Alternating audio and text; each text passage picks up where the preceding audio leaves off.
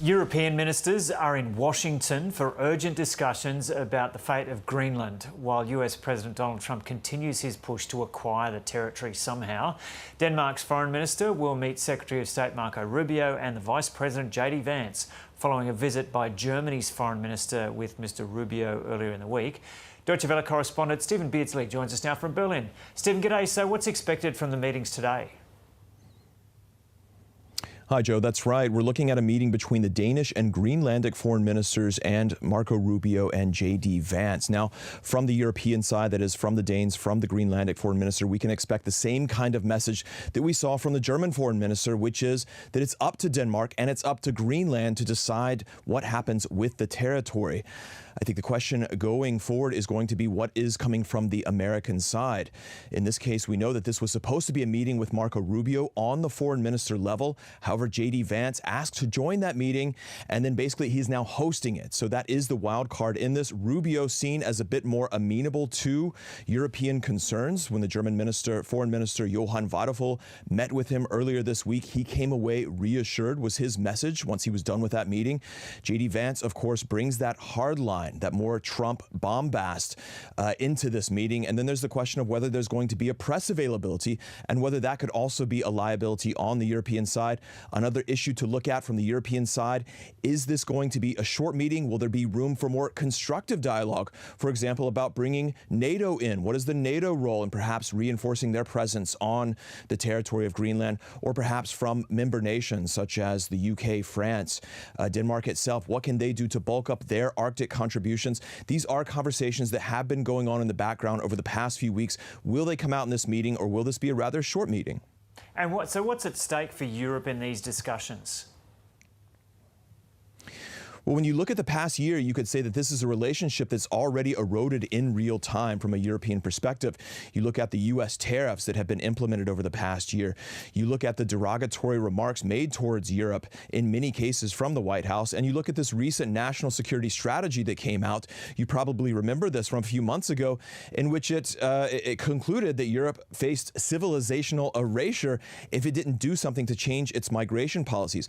All of these were taken with real I guess they were insulted. The Europeans were insulted when they saw all of these measures taking place.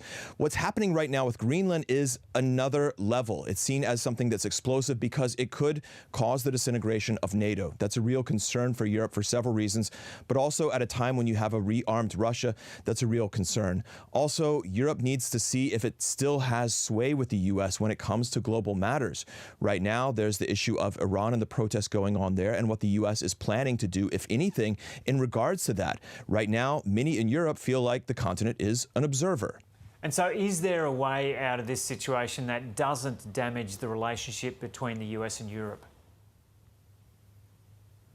That is the question going forward. This is a relationship that's been damaged. The question is whether it's going to be further damaged or in some ways blow up when it comes to that NATO agreement.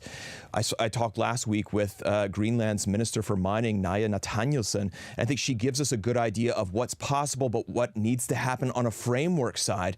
She said, look, we are willing to collaborate. We see areas in which we can work together. We're obviously in the sphere of interest for the U.S. That's what we acknowledge. The territory is taking steps to even limit investment and approaches from China and Russia. She says, however, what they want is respect, and they want basically the acknowledgement from the U.S. that they have their own interests and that they're allowed to make their own. They're essentially allowed to write their own story and pursue their own interests as long as they stay within the U.S. European sphere. And right now, I think the question is really in the arms of the U.S. What do they want to do?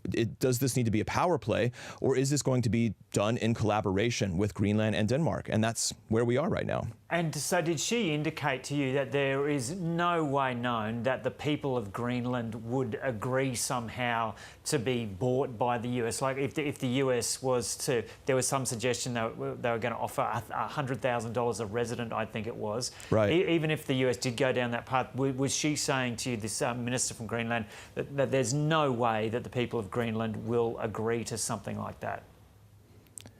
I think there's a number of questions around that, including the mechanics of even how such a purchase would work. So she can't speak for every Greenlander about how they may be enticed or how they may see their interests align with the U.S. What she did say is, we don't want to be Americans. And I think that was the clear response to that offer of buying out Greenlanders for this kind of appropriation. And so I think the message is, we don't want to go that direction, but approach us because we're more amenable than you might think. OK, Stephen Beardsley, we'll leave it there. Thanks for talking to us from Berlin. Former US President Bill Clinton and his wife Hillary have refused to testify in an investigation into convicted sex offender Jeffrey Epstein. The Clintons have slammed the Republican-led probe as partisan, saying the subpoenas are legally invalid and designed to result in their imprisonment. In response, Republicans have threatened contempt of Congress proceedings, which could lead to criminal charges. Mr. Clinton has never been accused of wrongdoing, but had a well-documented friendship with Epstein through the 1990s and early 2000s.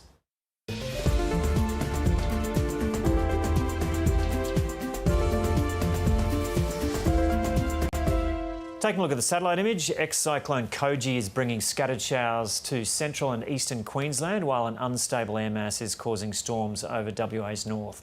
On the synoptic chart,